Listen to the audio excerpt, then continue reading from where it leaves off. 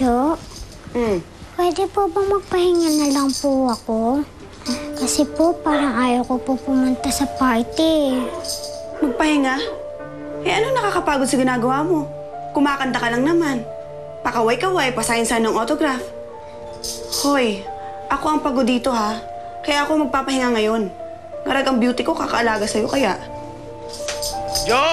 Nandito na sila, darling! Ayun na pala sila, darling eh.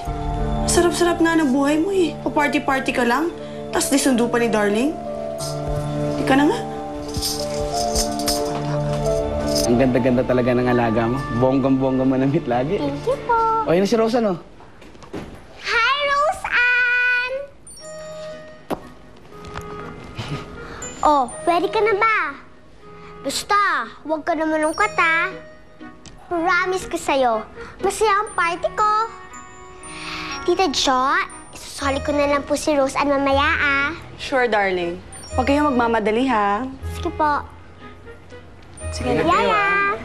Thank you, Yaya. Bago, Yaya. Sige po. Ay, ito yung bag mo. O, darling. Thank you po. Yaya! Mick, bilisan mo naman. Huli na yata tayo eh. Bagal-bagal mo kasing kumilos eh. Mick! Ano ba? Oh, bakit? Kaya, amigo. Mick!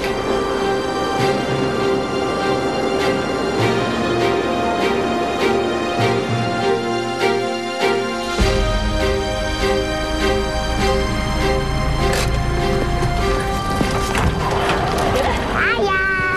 Dali.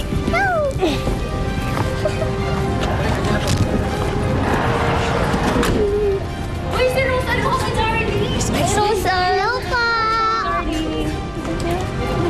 Darling, dito ba yung party mo? Kasi ang totoo dyan, Roseanne, wala akong party. May surprise kami sa'yo. Ha?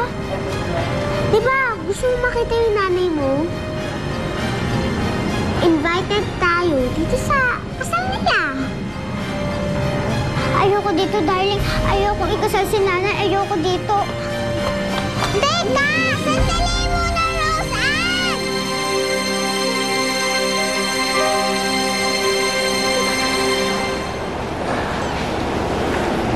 Andre? Bakit ka nandito? Kinausap ko si Miko para daling ka sa akin. Mick, dahil gusto ko itong makausap. Himala, may panahon ka ngayon, ah. Wala kang recording. Bored ka ba kaya mo ako pinapunta dito? Mick, huwag naman ganyan. Kung magpo-propose ka na naman, wag mo nang sayangin ang laway mo, okay? Mick, ano ba? Mahal kita. Gusto kong magpakasal tayo.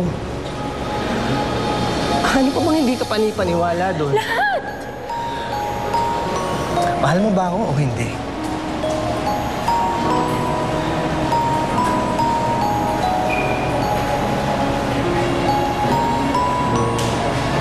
Hi! Yun naman pala eh. Eh di wala na tayong problema, di ba? Kasi ako, mahal kita. Matagal na. Kailangan mo lang sigurong malayo sa tabi ko bago ko malaman yun.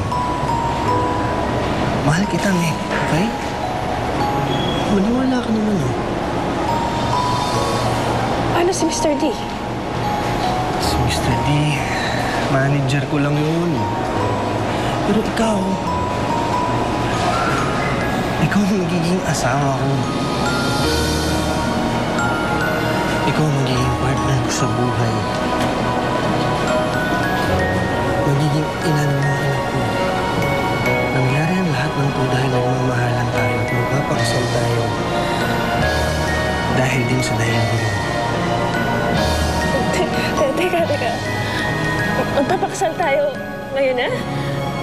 Tayo, pwede ba yun? Hindi ngayon. Magpapakasal ngayon sila Eric at Remy.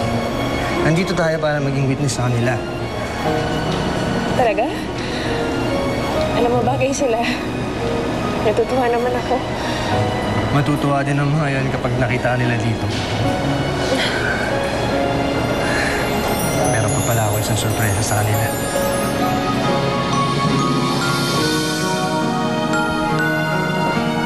Dadating yun.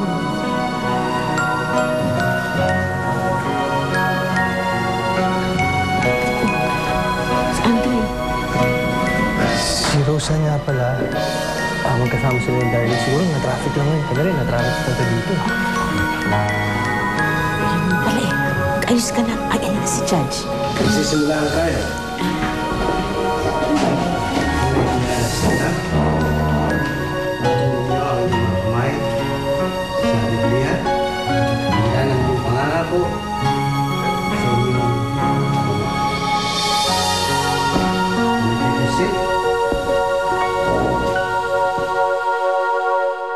Hindi niyo ba naririnig na pinapagalitan o pinapalo yung bata? Parang wala ka nakita, hindi ka lang bumabati sa amin ha. Halika nga dito. Ang sabi, nakikita niya, hinihila ng tiyan sa buhok si Rose Ann. Pwede ba makausap yung anak niyo? Swerte pa rin tayo, Jo. Tayo lang ang nakakaalam na siya ang kapatid ni Andre. Meron ka bang ibang nasabihan tungkol sa kapatid ni Andre? Teka, meron si Egay. Rose Ann?